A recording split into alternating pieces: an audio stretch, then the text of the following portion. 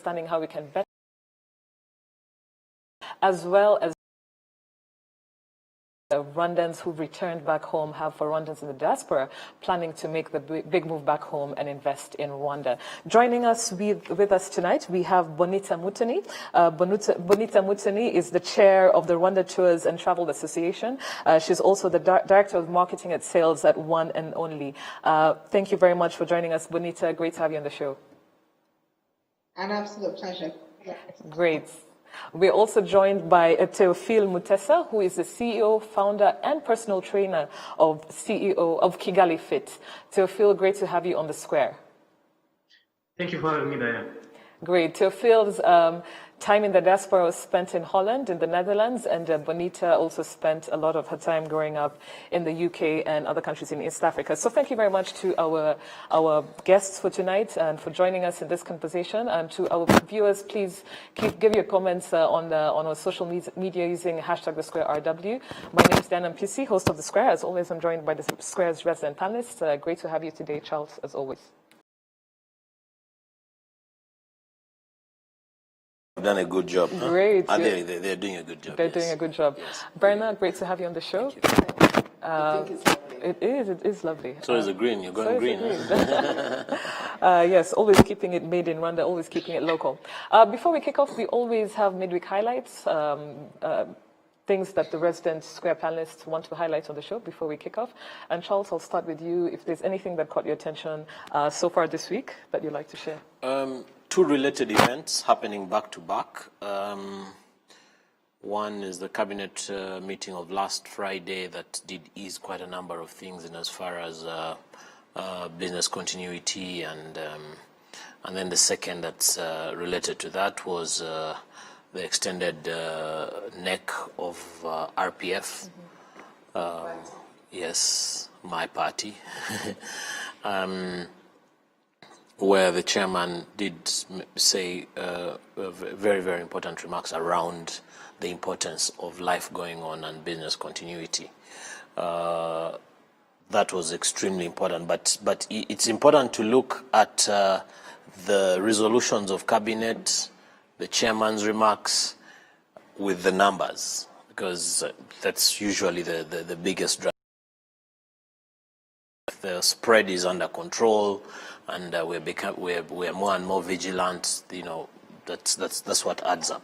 But I really want to talk about that in regards to how quickly we shall pick up, because people are broke. A lot needs to be done to ensure that people are able to get money to spend. Yesterday I was watching TVR News and I watched two very painful articles around the effects of COVID on food.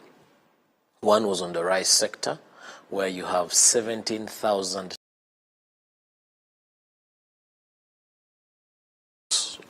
local rice millers. The second one was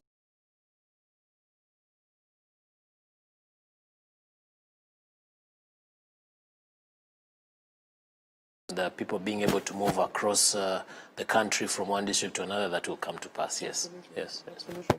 Raina, any midweek highlights you'd like to share? I'm not sure whether it's still midweek. Over the weekend, the CNN interview. I think what is interesting is that people appear to be surprised. Personally, I'm not surprised. Because you need to go back to 94. 94, there was not so much Western media interest. Yes. So if you go back to 94, there was no interest in what was happening. Why? Because there was a bigger story in SA, in South Africa, apartheid. So today, now that we are seeing a lot of interest, it points to something. It means something. Now, it may not necessarily be the coverage that we want, but it means something. And what does it mean? It's the interest. Secondly, it's not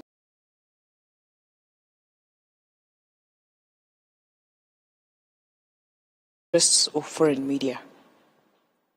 So, an American would be interested in the Rwandan story to the extent that the US is involved. And that's it. And less about what the Rwandan actually would love to hear or what is of interest to the Rwandans. So, when I see a lot of anger around it, I can understand it. But the reality is, that is what it is, you know. That's what it's always been. Yes, actually. It's about interest. Coverage is driven by interest. So we must never forget that it's, they're doing you a favor or no. It's interest. And I think on one hand, we will have to say that Rwanda has earned its place to be able to be covered. It's not the first time, and it will continue. And that means something. Absolutely. I think we should have a show on this, literally on its own, because there's so much meat to it. But I think it also begs the question, what do Rwandan media, do local media really need to invest in to counter such narratives? Because now more than ever, we really need to invest in our local journalism.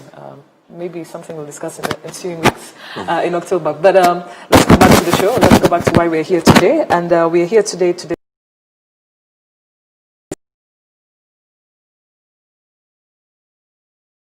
and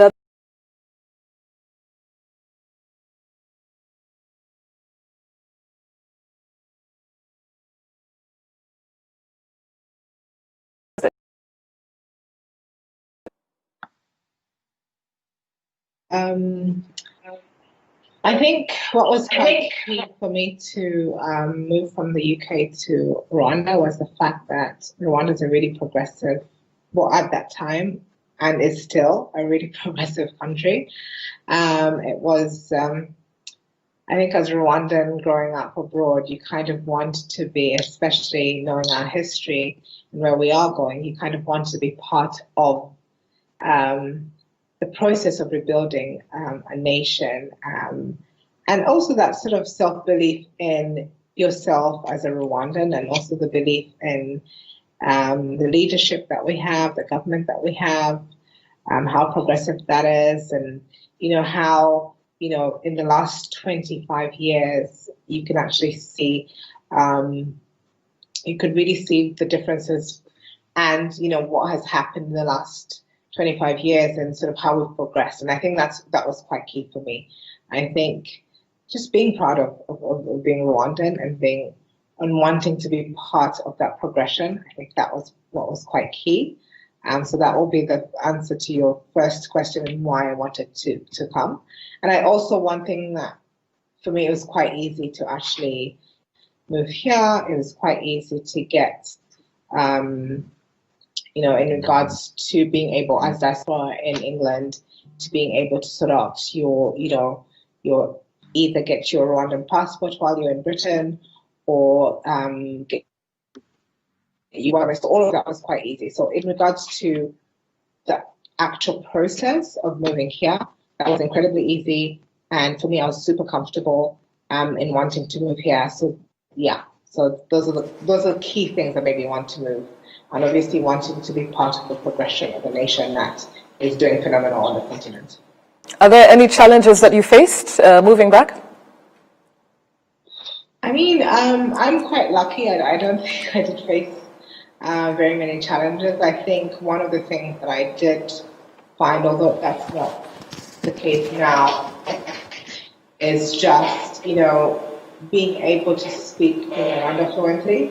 I found that was, people sort of perceived it as I was being arrogant, I didn't want to speak the language.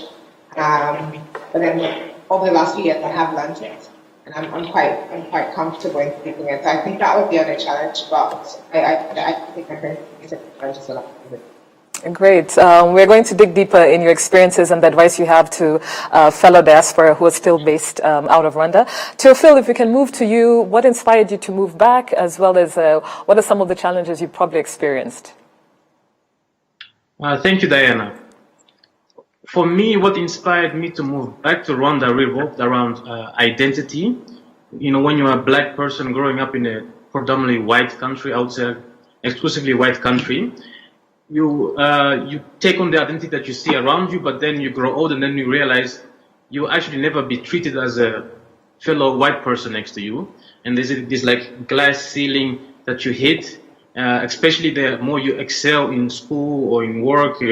Basically, the higher you climb in society, the more you are kind of like, you realize you're the only black person hanging around there, and then but you find in yourself that you're really not black. You love your culture, you love your things, but it's not anywhere around you. And so the first time I came back to Rwanda was on a vacation in 2009. It was just awesome to see so many black people, especially Rwandese people, actually around me, because I never had that where I was growing up. And there was just a sense of feeling home, a sense of feeling just like a regular person. I could like sit on the bus and not get like stared on the whole time when anyone would like step into the bus, for example. Great. Are there any challenges you faced when you got back? Yeah, so for me, actually, yeah, there were quite some challenges. I would say it was not easy, and I think it starts at home. If you're telling your parents or people who are growing up there that you want to go back to the country, to Rwanda, they don't always understand it. Like there's of course the older majority, like parents, grandparents, who might have even like a trauma, so they're not really comfortable with Rwanda at the moment. And then there's like the younger generation who's more optimistic about it, but they don't know. So my biggest challenge was actually getting good factual information about Rwanda. Rwanda itself is also, I find personally, not good at providing those kind of information. It's really hard to find, just information about certain topics. And also when you ask your parents, they also have a certain bias, I would say, because it's based on their own experience. So my biggest challenge was getting the right information. And also when you arrive here, people, like she was saying about the language, when you come back here, you speak the language. I could speak the language a bit, but I had a heavy accent. I could not pronounce all the words correctly, and people would like not really understand it. They would be like, "Huh? How is this possible?" And it's as if it was strange. And was in my mind, I was like, "Well, I did not grow up here, so how would you expect me to speak the language?" But so it took some kind of like adjusting and not feeling too self-conscious about yourself, and also really digging for your own information, so that you can, you can build your own view and your own case to stand on. Thank you very much. You've told us about your experiences in general, but now, you said you came here and, there's information that you were looking for and that sort of thing. And if you could just start by telling us the businesses that you've been involved in the private sector, your view on what can be improved in the investment or business landscape in Rwanda as a diaspora returnee, and that sort of thing. And I'll start with you, Bonita. I think key thing with business, I think one of the key things that I always say to diaspora is really, and what we have learned is just really the exposure and the skill set that we do have and do bring when we are coming to Rwanda. I think that's quite important. I think what's quite important is also being able to share the skill set with local Rwandans, because I think that's one thing that you've got to remember as diaspora. You have got the exposure. You have got, I think in the environment that we work in, especially growing up in the UK or the US, it's incredibly competitive. So it doesn't really matter, who you are, where you're from, what your skin color is. It's really what you bring to the table. So it's incredibly important to realize that as diaspora, and even in all, it doesn't really matter what sort of job that you have. It's important that you are able to get those skills that you have and then bring them to Rwanda and sort of adapt them to the situation, the work environment that you are in. And I think that's incredibly important. So as diaspora, I do know, well, I started working when I was 16. So that's something that I've always worked really hard. I've always worked in a very competitive environment, which was quite key for me. And I think that's really brought me quite far. One of the things that I certainly did learn was I had to be, and as a Black person or as a person of color, you kind of have to try and be better than, the rest, just to sort of get that position that you deserve. So I think it's important to, and I certainly feel that when I came to Rwanda as well, I had that same attitude. I wanted to be the best at what I was doing. So I think that was incredibly important, and that kind of helped me sort of develop and establish myself and kind of build my career in a very short span of time, and then build myself as a brand. So I think it's important to understand the skill set that you have is something that, you know, it is an attribute, and it's something that you can certainly take everywhere in the world and be great. So I think that's incredibly important. And if you can just briefly tell us about the businesses or, you know, in the private sector that you've been involved in since you came. You know, you're the chair of the Rwanda Tours and Travel Association. You're director of sales at, and marketing at One and Only, you know, luxury tourism. And I know you also have businesses that you've invested in, such as Ikaze. Can you just briefly tell us about how it was setting up these businesses, especially for the benefit of people watching in the diaspora who would like to move back? Just briefly tell us, what was your experience setting up these businesses? Have they been affected by COVID? I think for me, as I said, it's been quite seamless, the experience. Rwanda is one of those countries where you can actually set up a business, and it's, you know, in as you all know, in a few hours you've set up your business. But I think the key thing was my determination.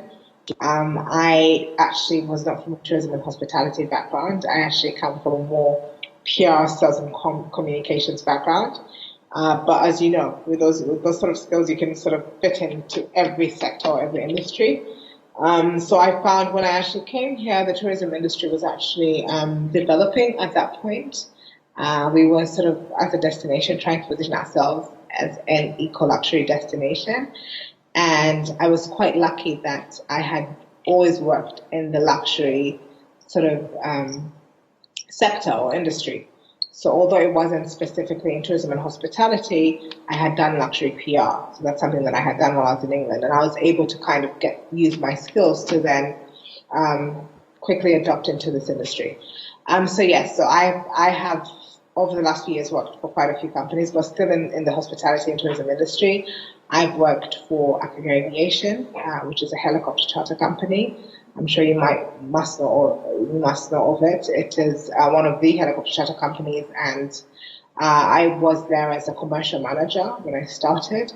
I also worked for Dubai World Africa, and now for One and Only Resorts. One and Only is an ultra luxury brand that really caters to your high net worth clients. So that's what I'm doing. And then I also founded Uberlux Safaris. Uberlux Safaris is a company that basically organizes bespoke travel for high net worth and luxury clients. And then I'm also in the events, sort of organizing events and conferences and that sort of thing. So that's really how I started. But it's the thing, and I think the key thing is, what skills are transferable, what skills are adaptable, and that's the thing that I took with me, is because of the skills of my sales skills or my PR and comm skills, which, by the way, are skills that perhaps might not be as advanced in Rwanda, but this certainly helped in the tourism industry. And because that industry is growing really fast, you can see with the revenues coming into Rwanda, it's just something that, you know, needed to develop quite fast. So I was incredibly lucky to be able to have the skill set and that was adaptable to the industry. And I've been in the industry for the last 10 years. So I've been in Rwanda a decade now. So sometimes I don't really feel like diaspora. But yeah, those are skills that you certainly need to transfer to this industry. Yeah. Thank you very much, Bonita. And before we go to Teofilo, I'd like to hear from the resident panelists. But I really like your focus on saying, you know, one of the things that really helps is having skills that are adaptable and transferable, especially when you're thinking of returning home. Charles, is there anything you'd like to add to what Bonita has shared with us?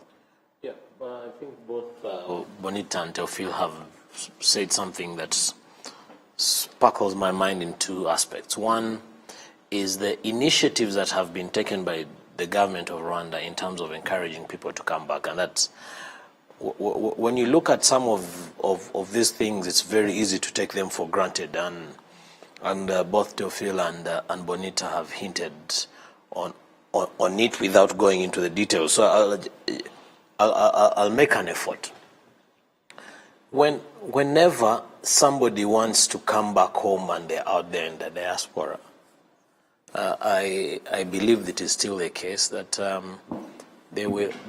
for instance, when you're coming back home and you had a car, you had home furniture, you had all that stuff that you want to come back with, it will be duty exempt. You come back here, you've bought a property, you have a very short time of a very short window before you go back. There's a special window for you. You can go direct to lands or at wherever you're transferring your property from, at Land Center, Umurenje, or whatever, and it will be a lot quicker for you. You can get your passport from whatever country you're coming from, and you know, driver's license and so many other things that really encourage them to come back home. But then the second thing that is still a bit of a pain for us Rwandans is something Bonita talks about, work ethic. You know, when she went on about herself, it almost came off as a job interview because she's telling you about 12 different things that she's doing. It says so much about work ethic that is an attribute that we've not yet been able to steal very well from the Rwandan diaspora. And whether it's in public service or public or private sector, when you look at people who are returnees from the diaspora, their attitude to work, their hunger to deliver, their pain when they have not achieved is so great that you wonder how we wish we could only get at least 10-20% of that work ethic. Yeah. That's true. Yeah. Valid points. Yeah. Brenna, anything you'd like to add? I think as Charlie mentioned, there's so much that's been happening, trying to get the diaspora to invest, and I think there's been a lot of progress. If you look at the Agaciro Development Fund, for instance, I think today it's among the success stories on the continent, and how it started, the amount of resources that they've been able to put together.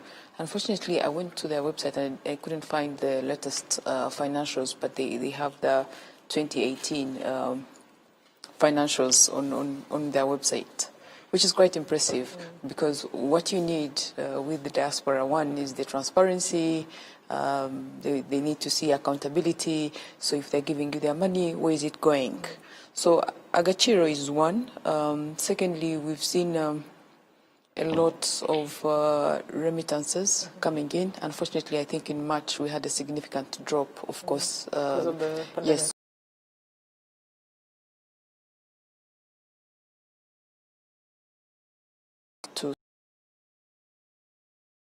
We know that the cost of remittances at the moment across Africa remains the highest on average, I think ranging between 8 and 9%, according to the World Bank. The target is to bring it down to at least 3%. Now, if you look at the flow of capital in Africa, remittances actually still rank higher than all the other flows. And what do I mean? Remittances come ahead of development assistance, the money that comes in, FDI, it comes in. So you wonder what it would take to actually, if you, for instance, reduce the cost of remittances, you know, because if you reduce the charges, then someone can save more money. And we also, I mean, there are reports about this. When you look at the value of the remittances on the local population, most of it is money that is sent for deliberate expenditure, you know, and most of it investment. So we could do more, you know, around facilitating the diaspora to invest. That is one in terms of remittances. Now, we've had talk about the diaspora bond for a very long time. I don't know why it hasn't happened.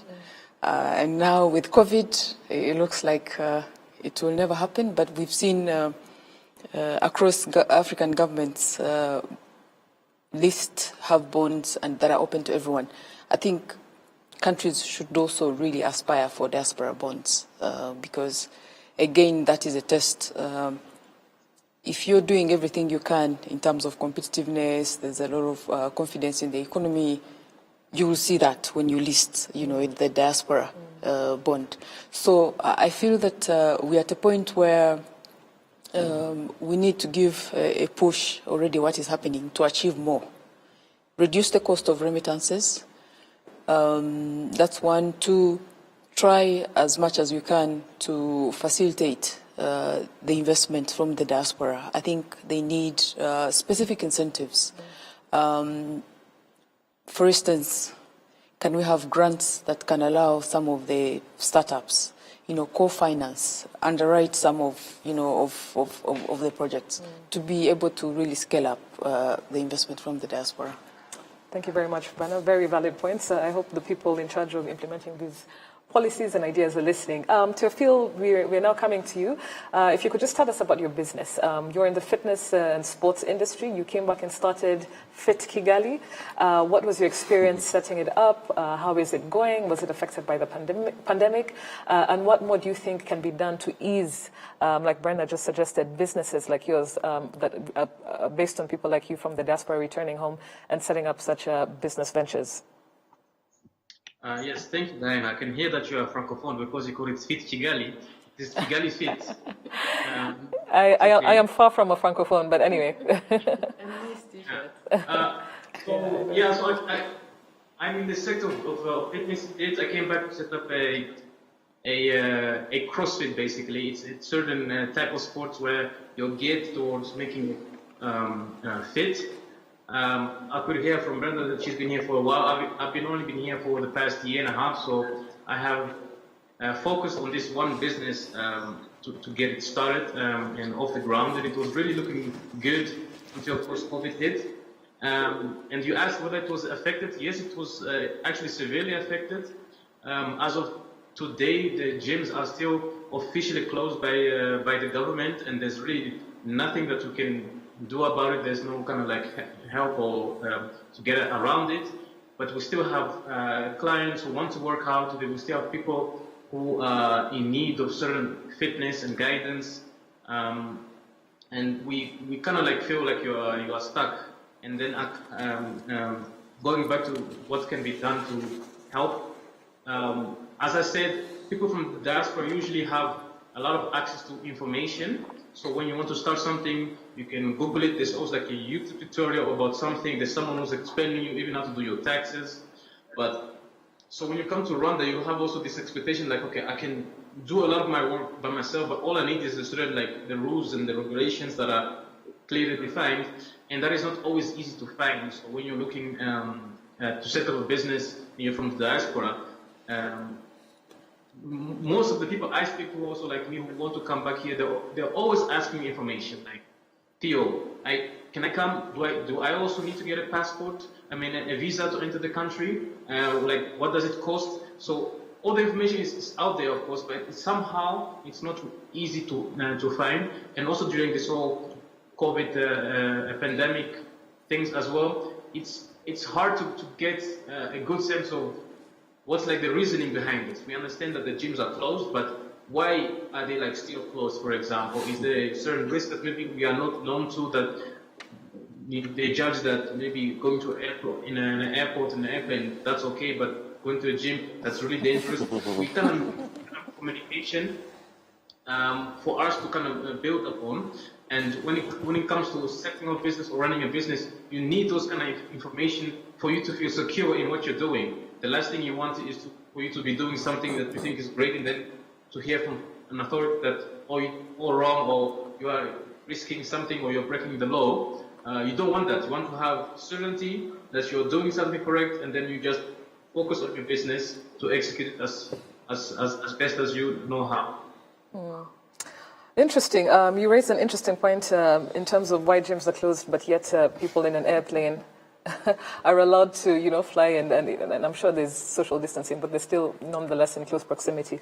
I'd like to hear from Charles and Brenna based on what you said to Phil, and also in addition to what Bonita said. Charles? Yeah, I want to talk about disillusionment, and that's really, I think, the point that Teofil raises, and Bana alluded to it a little bit. Now, the expectations before you come to Rwanda can be this high. And I think one of the things that they should explain to them is that before you board a plane, like the way you have to take a COVID test these days, when you're coming to Rwanda, they should tell the Rwandan diaspora you need to pop a chill pill. Because it can be a different experience, and I'm sure Teo has alluded to it, Teofil has alluded to it. Bonita with her dozen of businesses, she'll have her own experiences too. But Bana alluded to something in passing, and that's around transparency. If people are going to invest in Agachiro, everyone, whether it is me individually or businesses or the diaspora and so on and so forth, it's extremely important that the financials are published, and that's the example that she gave. It's very good that they are. I think it's probably an oversight that the ones of 29 were not, and that I'm sure that will be addressed. But that's not the point I want to raise. The point around transparency is one of the biggest things that the diaspora struggle with is when they send their remittances or send their monies for whatever reason, whether it is for investment or to help a needy relative or to support an old student's cause or to treat somebody or whatever reason that they send their money for. Quite often, if their friends don't fleece them, the head of that financial setup will take advantage of them. Their own parents and siblings will take advantage of them, and so on and so forth. So to that extent, there are very high levels of disillusionment. But that's not enough. When we have hundreds of millions of dollars that come in from the diaspora into our banking sector, you would imagine that naturally the banks should have preferential rates when they are lending to the diaspora. And if I'm a businessman and I have a deposit of 500 million francs in Bank X, when I'm going to negotiate my interest rate on whatever loan I'm going to take from the bank, it's not the same conversation as someone else who wants to borrow 100% and doesn't even have 1 million francs in the bank. So I'm in the real estate business. If you look at our pyramid, whenever we are marketing or selling properties, easily about 50% of our sales, especially in housing estates, will come from the Rwandan diaspora. Now, yes, easily. Now, and we are also in the business of going out there on road shows and to market to them, because they're an extremely important component for our sales success. Now, quite often the question we are asked is, so where's the catch? What is the deal for us? And we struggle so much to say, because you are diaspora, there is this. So, and it's something that probably needs to be looked at from central bank downwards, to say, hello, yes, there is a lot of money coming in, but in return, maybe Bana, Diana, and Charles on the local market, you'll borrow at 16%, but these other guys will probably borrow at 14%, because after all, it's not just a favor they're doing out there, they're putting their monies where their mouths are. So that's really what I wanted to say around disillusionment and some incentives that they could get, yes. Absolutely. Yes. Before we go to a Twitter feed, Bren? Yeah, Charles just mentioned something that is very important. If you look at the flow of investment, banks, financial institutions play a big role in this process. Now, anybody who has tried to open an account, a bank account, knows how difficult it is. On the face of it, it looks easy, but the paperwork involved, even when you're on the ground, makes it impossible.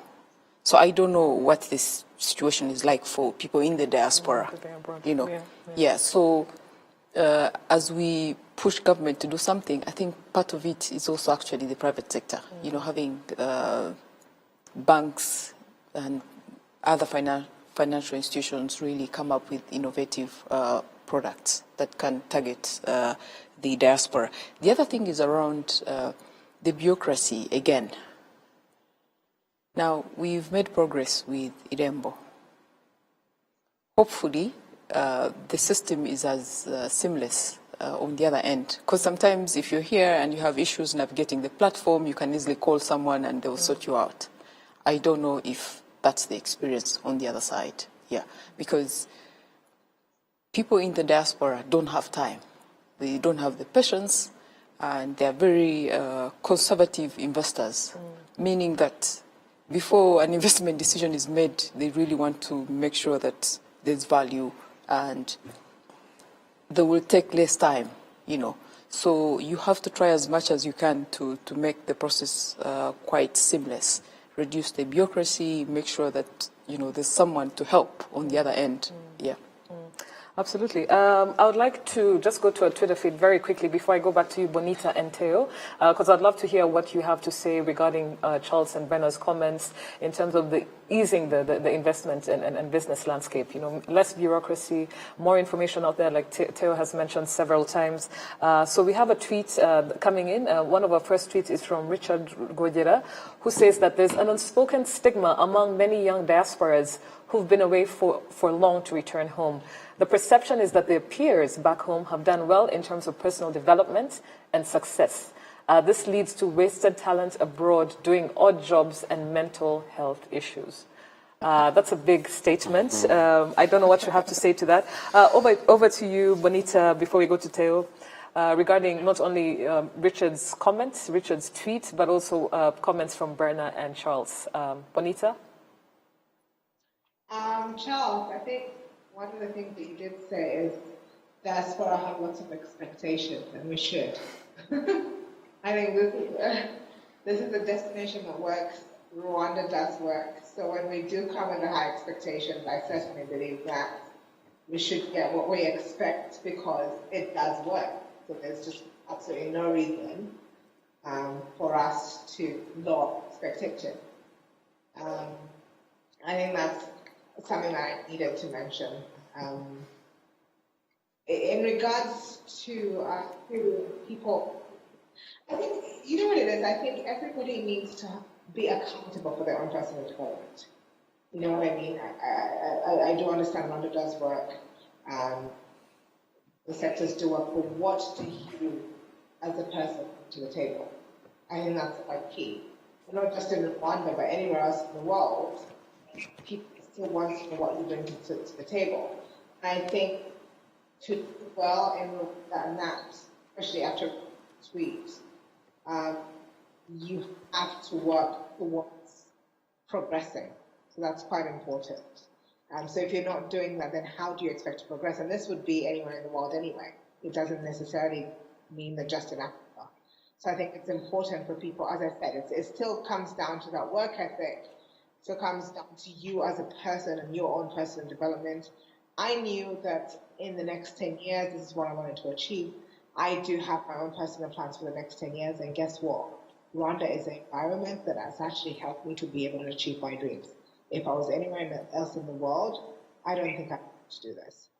So honestly, for me, it's just, as a person, you need to know what you want to achieve.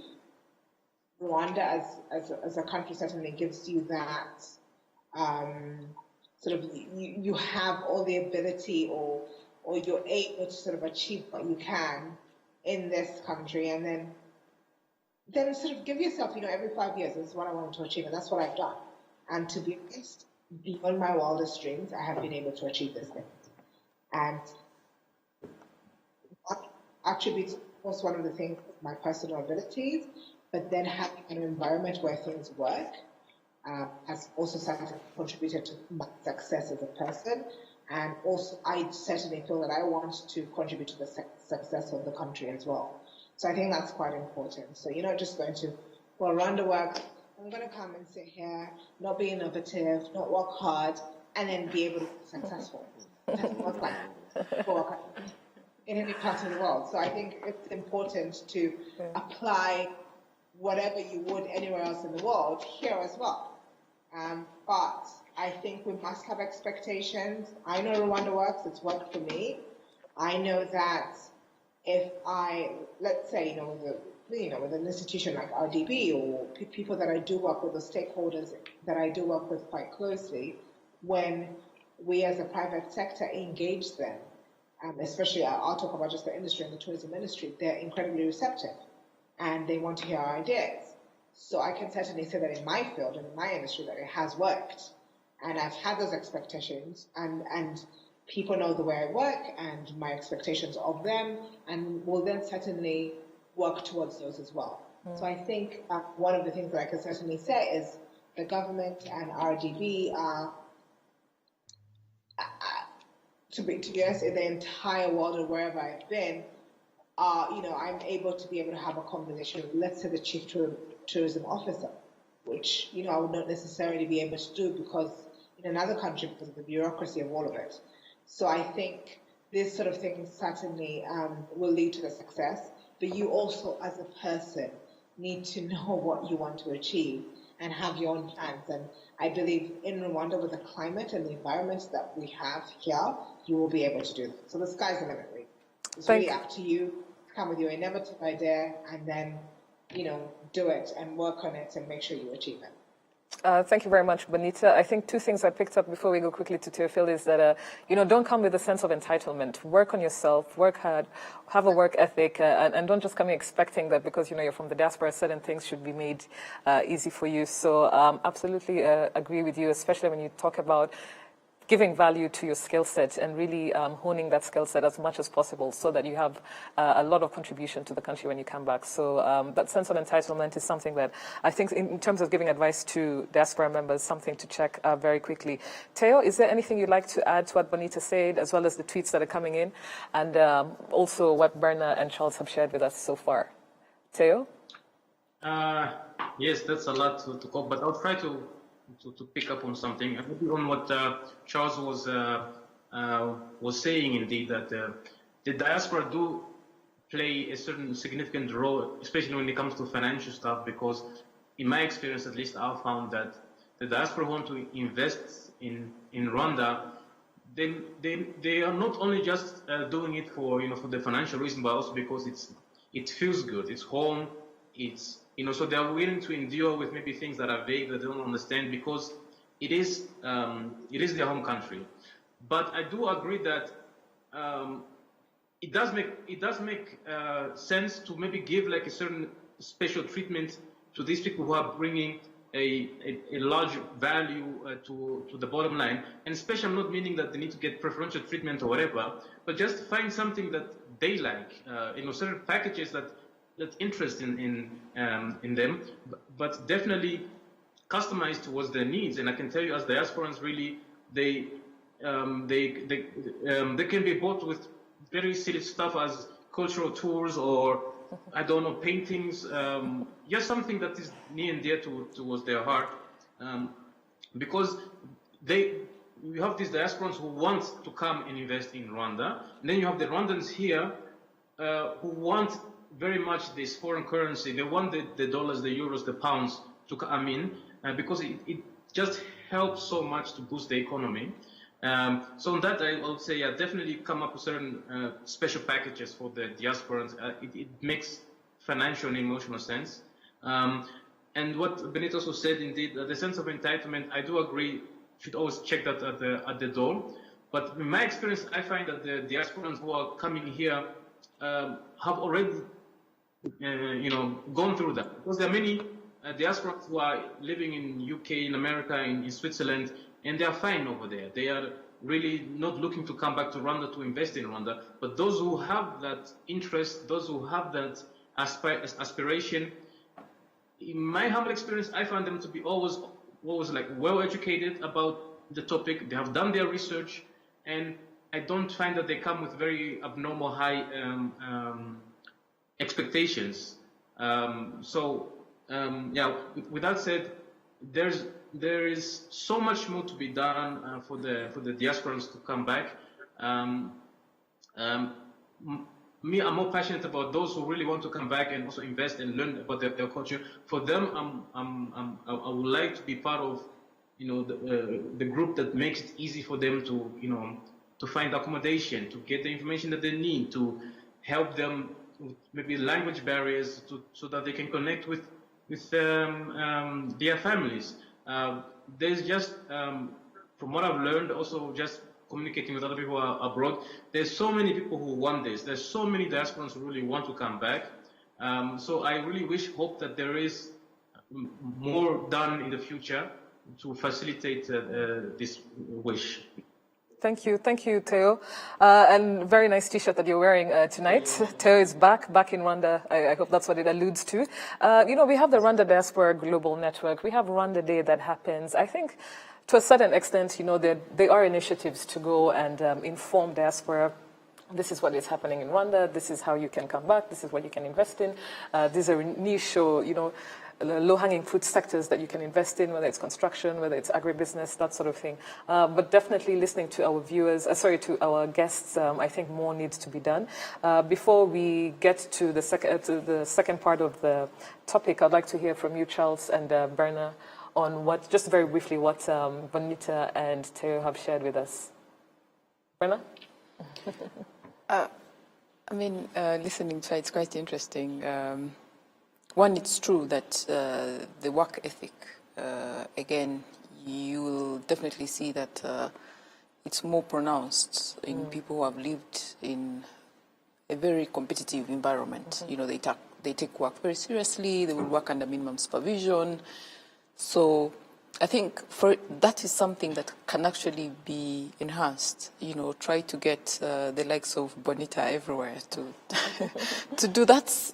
The soft skill, people to understand the importance of work ethic. If you say you're reporting at work at 8, you report at work at 8 and actually do the work. Don't report at 8 and you're on YouTube, checking out last night's debate.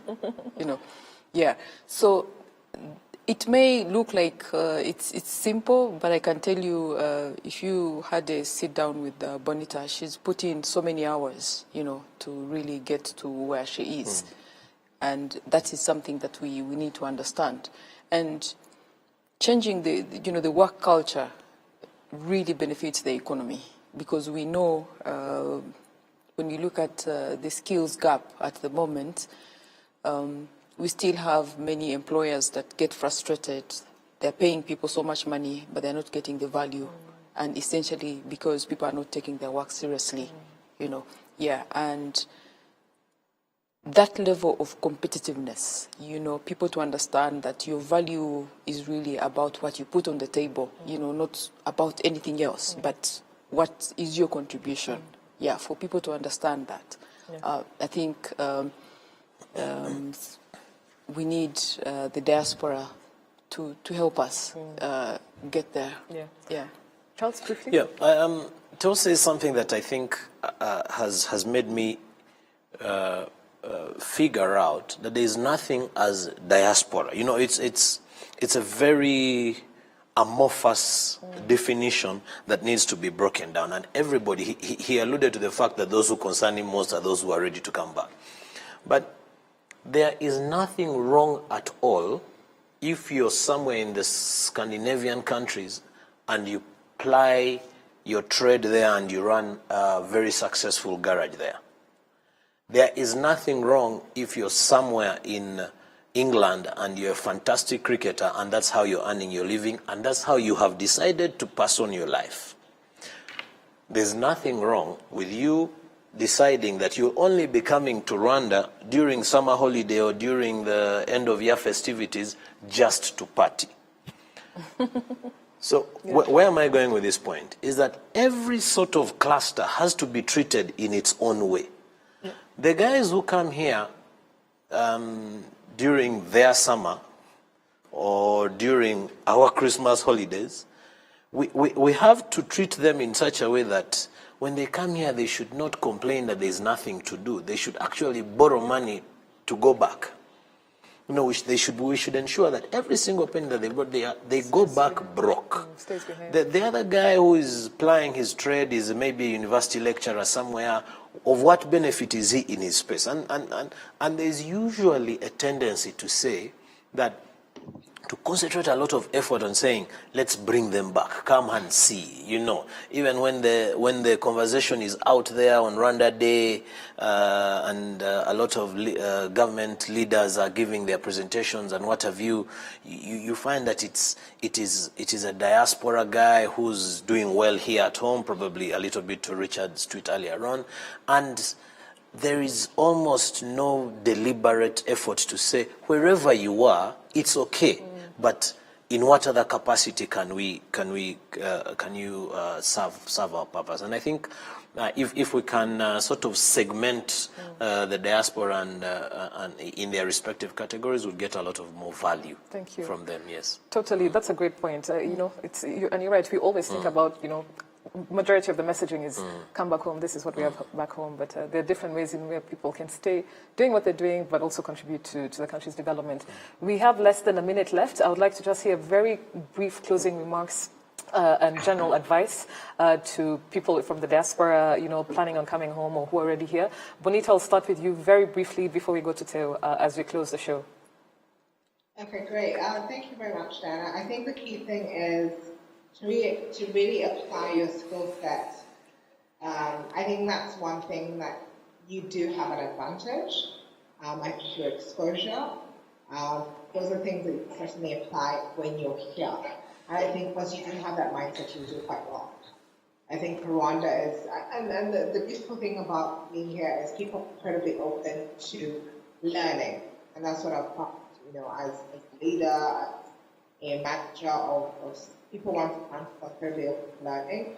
It's really about sharing the skill set that you have and you sort of work with them to build capacity. That's incredible. Once you do that, then you will be successful. Thank you very much, Bonita. Very, very quickly over to you, Theo. Briefly, just your closing remarks. Yeah, thank you, Diana. So my closing remarks are like the same I was started this interview with. Ideally, I look forward to having an information portal where people can find all the readily available information under easy access. I know it's out there, but still it's hard to find. It's not up to date, and there's like some contradiction anywhere. And I do feel like for the diasporans who are like me, who are like Benito, who are already one foot in Rwanda, it will benefit them if it can just be granted this like road of information so that they can come in their own pace and apply their skills. And because there's so much overwhelm that comes also just moving to another continent, to another country. Yeah, I think that's about it. Thank you very much. It's been a pleasure hosting you, Bonita, as well as Teofil. I hope the conversation keeps on going on the Square social media feed using hashtag the Square RW. Charles, it's been a pleasure. I hope to see you in that pink shirt many times on the show. Berna, always a pleasure having you on the show. To viewers, thank you for tuning in on a very important topic. The diaspora is usually considered the sixth province, in Rwanda. So great to have your comments coming in. Thank you to our partners, Uzi Collections, as well as Bourbon Coffee. Thank you for always supporting the Square. Have a good night and see you again next week.